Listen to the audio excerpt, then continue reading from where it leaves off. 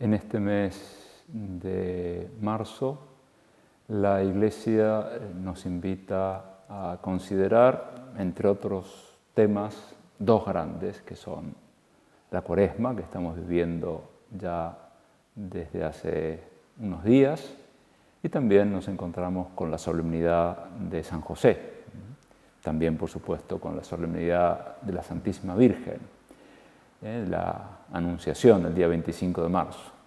Pero hoy, en estas meditaciones, en este retiro, quería proponerte sobre todo dos cosas, una relacionada con la Cuaresma y otra con San José. Y también en la Cuaresma nos vamos a centrar en algún punto bastante determinado.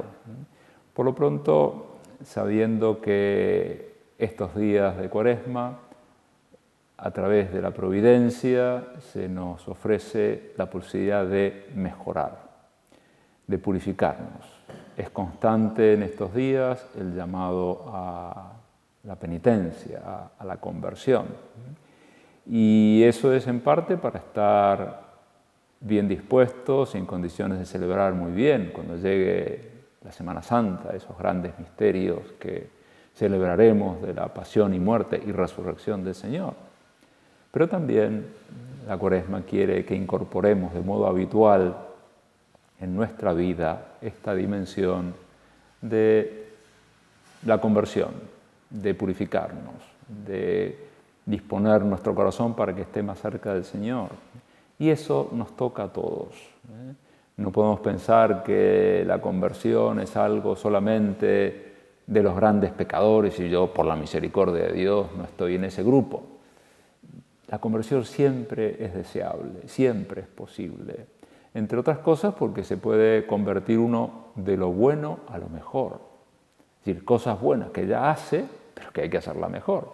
Una persona puede rezar, pero no es cierto que a veces en esos rezos se nos puede meter hábitos de distracciones habituales en las oraciones vocales. Tenemos que convertirnos y rezar mejor. Una persona quiere y ama mucho al prójimo, podemos decir, perfecto. Pero resulta que sí, ama al prójimo, pero con bastantes quejas de lo que le cuesta al prójimo.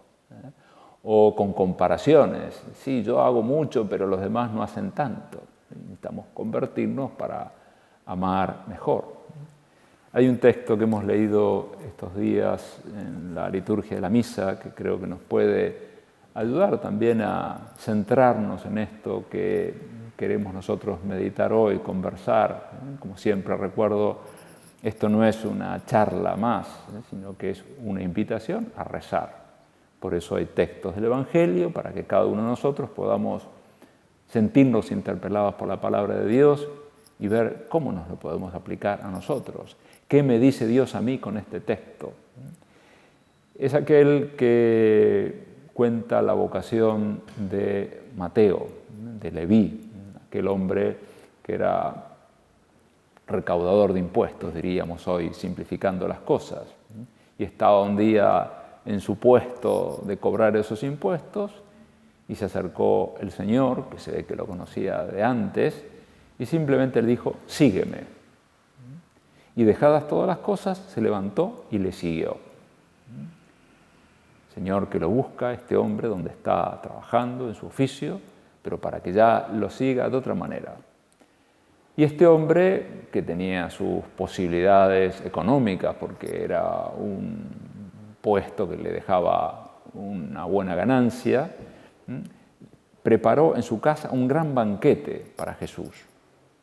Estaba tan contento con empezar a seguir al Señor, tan contento con la misericordia que Dios le había mostrado, que organiza una gran fiesta para que vengan sus amigos y tengan posibilidad de conocer al Señor, a Jesús. Había un gran número de publicanos y otros que le acompañaban a la mesa. Los publicanos eran sus colegas, gente que también se dedicaba a esa profesión, entre los que abundaban algunos que no eran precisamente la madre Imelda, eran personas bastante corruptas. Pero Jesús fue ahí. Y había también unos cuantos curiosos. Y entre los curiosos estaban algunos expertos en religión. Estaban los fariseos y los escribas, que empezaron a murmurar, nos dice el texto del Evangelio, y a decir a los discípulos de Jesús: ¿por qué comen y beben con los publicanos y pecadores? No se lo dicen directamente a Jesús, sino que se lo dicen a los apóstoles. Pero a Jesús le pareció tan importante aclarar el asunto que contesta él directamente. Y respondió Jesús diciendo: no tienen necesidad de médico los sanos, sino los enfermos. No he venido a llamar a los justos, sino a los pecadores a penitencia. Qué importantes que son estas palabras del Señor, donde aclara las cosas. Él sí se reunía con estas personas, comía con ellos. Eran pecadores, pero no es que se reunía con ellos para darles un certificado de buena conducta. Jesús no estaba diciendo: qué bien que están haciendo esto, cómo están aprovechando los demás, no, yo miro para otro lado. No. Jesús estaba queriéndolos, manifestándoles su interés para que se conviertan. Por eso dice claramente que los que tienen necesidad del médico no son los sanos, sino los enfermos. Y Él dice claramente cuál es su misión. Yo he venido a llamar a los pecadores a penitencia, como diciendo: sí, los justos está bien, pero a mí no me interesan los justos en sí mismos, sino yo quiero que todos sean justos, que todos se conviertan. Por eso mi misión es ayudar a que todos se conviertan. Y acá es donde vemos un tema clave, y es de qué lado nos colocamos nosotros, en qué grupo nos ponemos.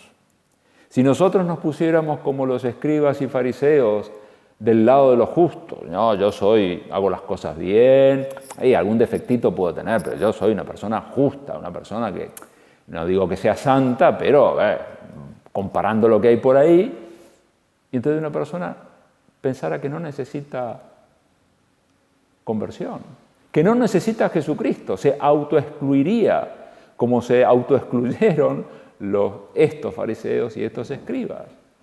En cambio, si nosotros nos reconocemos pecadores, si nos reconocemos necesitados del Salvador, nos reconocemos necesitados del médico de las almas, ahí no nos perdemos a Jesús, al contrario, Jesús viene a nosotros y nos ayuda, nos cambia, nos transforma, nos convierte, prepara nuestro corazón, lo mejora. Señor, le podemos decir, que siempre sea consciente de mi limitación, que sea consciente de mis debilidades, de mi pecado, que no me deje ganar por el orgullo pensando que yo ya estoy, yo ya lo conseguí, yo ya soy bueno. El santo, santifíquese más, dice la Escritura. Aunque no lo seamos, tenemos siempre que apuntar a más.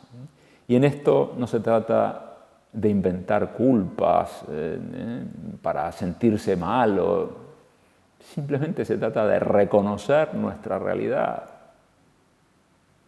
Si hacemos examen de conciencia, si hablamos con el Señor, con mucha naturalidad irán surgiendo esas limitaciones, esas debilidades, esos fallos, esos pecados.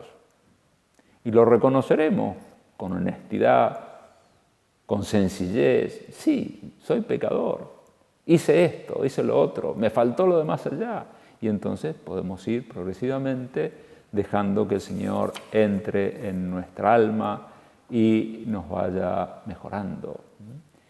Dios nos conceda, en este tiempo especialmente y después de un modo habitual, que reconozcamos nuestros egoísmos, nuestras comodidades, nuestros orgullos, que de un modo u otro todos los tenemos. Los egoísmos que nos llevan a buscar lo mejor para nosotros, que puede ser desde elegir la mejor fruta, o en un reparto de cosas inmediatamente lanzarnos hacia lo que es mejor, o puede ser simplemente eso, no estar demasiado centrados en nosotros mismos, sino darnos cuenta de lo que necesitan otros que están a nuestro alrededor. O nuestras comodidades, que a veces nos llevan a no querer líos, a no complicarnos en el sentido de decir yo bastante tengo con mi vida, no me compliquen la vida, y nos perdemos por omisión la posibilidad de hacer el bien, de ayudar a tantos corazones heridos, nos perdemos la posibilidad de acercar más almas a Dios, y a veces somos cómodos, tenemos que reconocerlo para convertirnos, y el Señor nos dará su fuerza y su gracia y seremos más generosos, más disponibles para los demás. O nuestro orgullo. A veces nos enojamos porque no me han tenido en cuenta, no me han valorado, no tuvieron en cuenta mi opinión, no tuvieron en cuenta no sé qué, me tratan como si yo no fuera. Pensemos en la humildad de Jesús, en este retablo que preside este sagrario en el que estamos haciendo ahora este rato de oración. Vemos a Dios hecho niño, con su humildad. El Señor se hace niño, y en la Semana Santa lo contemplaremos padeciendo, dejándose maltratar, pero por humildad. Entonces aprendamos nosotros también de Él, tengamos deseos de purificación, de penitencia, de contrición, de machacar nuestros pecados para que pueda crecer Dios, la gracia de Dios en nosotros. Y hoy sobre todo querría subrayarte como un camino cuaresmal, como un camino de penitencia, el tema de la caridad. Bien recordarás que hay 3 obras que se nos proponen especialmente durante estos días de preparación para la Semana Santa, que son el ayuno o la mortificación, la oración en sus distintas formas y la limosna o la caridad en sentido más amplio. La limosna sí es dar cosas concretas, pero en sentido amplio es también vivir la caridad. Y todas estas obras cuaresmales son importantes. No cabe duda que si uno se convierte en la oración y reza mejor, bueno, la oración facilita la limosna, la caridad, facilita la penitencia. También, sin duda, la mortificación, el ayuno, lo que se haga de penitencia durante este tiempo cuaresmal, de alguna manera va como predisponiendo el corazón. Pero la caridad purifica de un modo especial. Cuando vivimos la caridad en serio, es como que tocamos el corazón del Señor. Eso es lo que el Señor está esperando de nosotros, no la mortificación externa, sin mucho sentido. El Señor espera que nosotros pongamos mucha caridad. Mira, aunque hay una expresión de San José María aplicada a otra fiesta de la Iglesia, me parece oportuno citarla en este contexto, porque está hablando del 4.º misterio de gozo del Santo Rosario, que es la presentación del niño y la purificación de María Santísima. La Virgen fue a cumplir una prescripción legal que hablaba que la madre, a los 40 días de haber dado a luz, tenía que ir a purificarse. La Virgen era santa, inmaculada, sin ningún pecado original, había concebido por gracia del Espíritu Santo y estrictamente no estaba comprendida en esa obligación legal. Pero la Virgen va a purificarse, y entonces nos da ejemplo a nosotros. Comentando eso, San José María decía que como efectivamente la Virgen no tenía que purificarse, pero dice purificarse. Tú y yo sí que necesitamos purificación.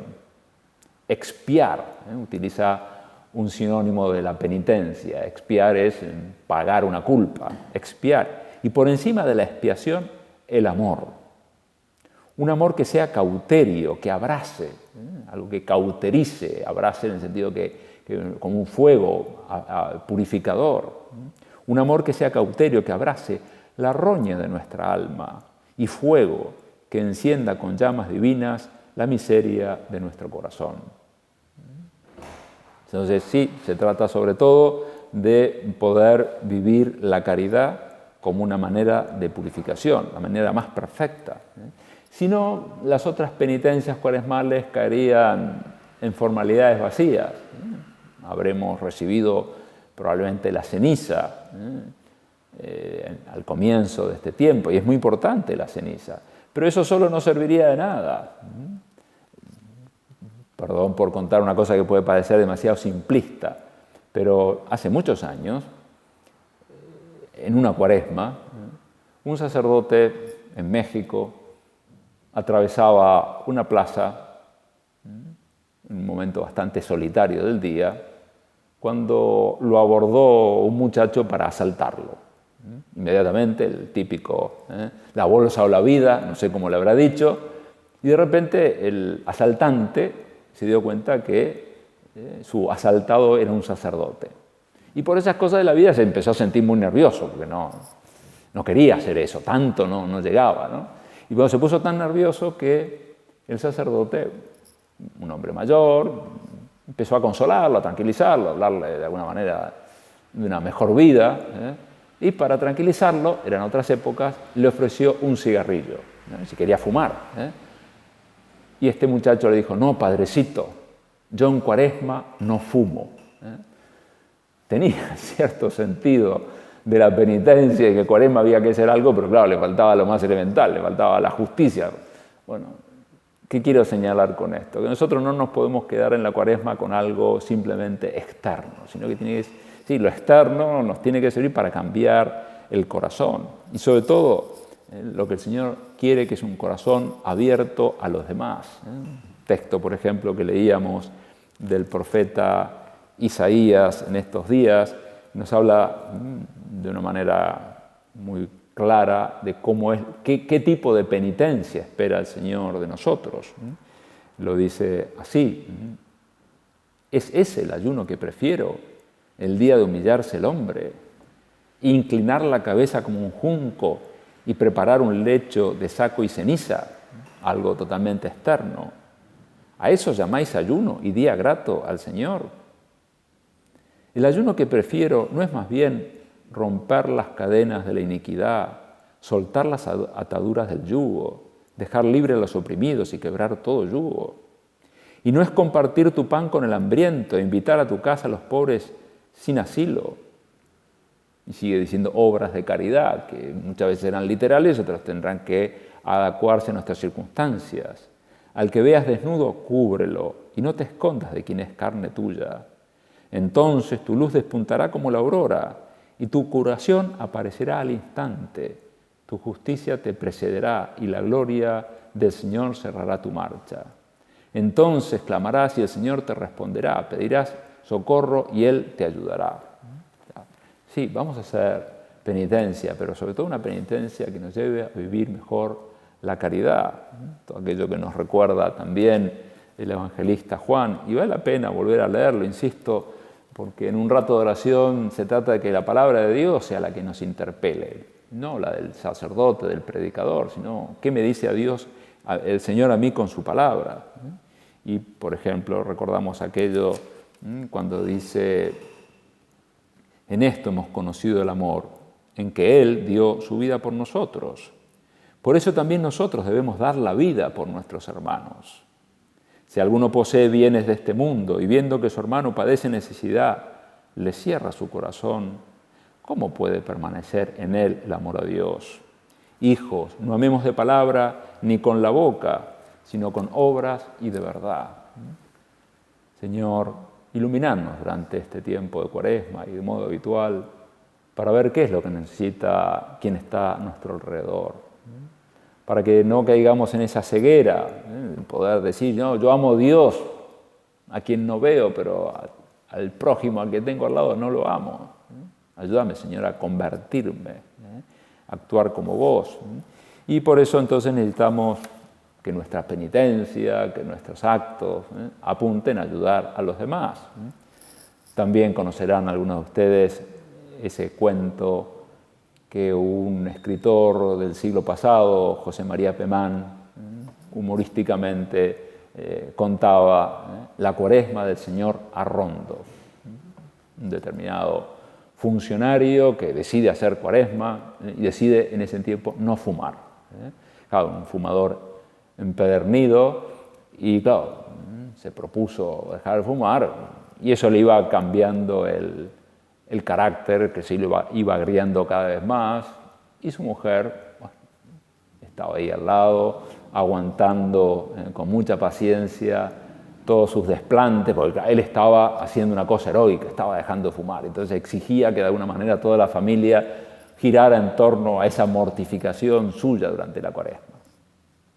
Tiempo después, el señor Arrondo muere y se presenta ante San Pedro, y entonces bueno, le dan un lugar en el cielo que a él no le gustó mucho. Y entonces fue a quejarse a San Pedro. Y dice, si yo hice una cosa muy sacrificada durante mi última Cuaresma. Y entonces, a ver, me repite su nombre. Y entonces, Arrondo, y entonces empieza a buscar en un libro. Y de repente encuentra Arrondo, señora D. Ah, no, acá la que aparece con muchos méritos es su mujer, porque dice, su marido dejó de fumar durante Cuaresma. Bueno, no deja de ser un cuento y una exageración, pero claro, es decir, no es un desafío para yo ser mejor o para conseguir más fuerza de voluntad. No se trata de convertirnos y hacer la vida agradable a los demás. Y esta mujer que tuvo a su marido haciendo Cuaresma, ella fue la que se santificó. Entonces, busquemos en este tiempo y siempre lo que más sirva al prójimo, lo que más le ayude, que será a veces paciencia con el prójimo, no necesariamente tener que soportar la Cuaresma de un señor Arrondo, pero cambiando lo que haya que cambiar y sí, cuaresmas o tiempos litúrgicos, pero a veces hay cosas que se le parecen, una manía, un capricho, un modo de ser que lejos de cambiar parece que se va acentuando cada vez más. ¿Y qué va a hacer una persona? Va a cortar el vínculo matrimonial, el vínculo familiar, por eso. La purificación, el amor, la misericordia es lo que ganará el corazón de Dios y hará que nosotros también vayamos mejorando. Sabiendo que, bueno, sí, las personas se redimen también con el cariño. Y el cónyuge puede ser que tenga esos olvidos, esas dejadeces, pero si se las trata con misericordia, que no significa viva la pepa, que va todo a igual, pero se redime a esa persona. Y cuando se la quiere, esa persona también tiene ganas de luchar, de mejorar. Es más fácil la corrección fraterna o conyugal cuando no es simplemente por hastío, sino por cariño, por caridad, por tratar de vivir lo que el Señor vive con nosotros. Si Dios me perdona a mí tantos pecados, tantas miserias, tantas manías, tantos defectos, ¿cómo no le voy a perdonar yo a los demás? Bueno, sabiendo que hay algunas cosas que, con cariño, insisto, y con la lucha de las personas, se superan en esta vida. Y otras por ahí no se superan, hay que esperar un poco más. Lo explicaba con mucha también claridad el Santo Padre cuando en esa exhortación sobre el amor conyugal, Amoris Laetitia, que tiene un capítulo, el cuarto, que es una joyita, porque es una meditación sobre el himno de la caridad de San Pablo, en el capítulo 13 de la primera epístola a los Corintios. Y ahí, en un momento dado, dice que bueno, la caridad todo lo espera. Entonces, no desespera el futuro. Conectado con lo anterior, indica la espera de quien sabe que el otro puede cambiar. Siempre espera que sea posible una maduración, un sorpresivo brote de belleza, que las potencialidades más ocultas de su germen algún día cambien. No significa que todo vaya a cambiar en esta vida. Implica aceptar que algunas cosas no suceden como uno desea, sino que quizá Dios escriba derecho con las líneas torcidas de una persona y saque algún bien de los males que ella no logre superar en esta tierra. Y da también una dimensión que la caridad nos ofrece. Aquí se hace presente la esperanza en todo su sentido, porque incluye la certeza de una vida más allá de la muerte. Esa persona, con todas sus debilidades, está llamada a la plenitud del cielo. Allí, completamente transformada por la resurrección de Cristo, Ya no existirán sus fragilidades, sus oscuridades, ni sus patologías. Así dice el Santo Padre. Bueno, Dios nos conceda que la caridad tenga, entre otras cosas, esta capacidad de esperarlo todo, de tratar de, entonces, de superar los defectos de los demás, llevarlos con alegría. Pero la caridad no es simplemente soportar, la caridad también es activa. Recientemente estuve unos días de descanso y me invitaron en una ciudad, una convivencia que estaban haciendo un grupo de padres de familia bastante numeroso, y me contaron y me mostraron. Yo iba para celebrar la misa y hacer alguna cosa más, pero estas personas estaban trabajando un tema muy interesante, que era cómo habían vivido la cuarentena, el parate en sus familias, y qué cosas pensaban para los próximos meses, que también se veían bastante semejantes. Y entonces había una encuesta anónima, por eso me la mostraron, no era nada, ninguna infidencia, pero una de las preguntas era: ¿qué dice mi cónyuge que yo tengo que hacer? ¿Qué dicen mis hijos? ¿Qué me reclamaron durante este tiempo?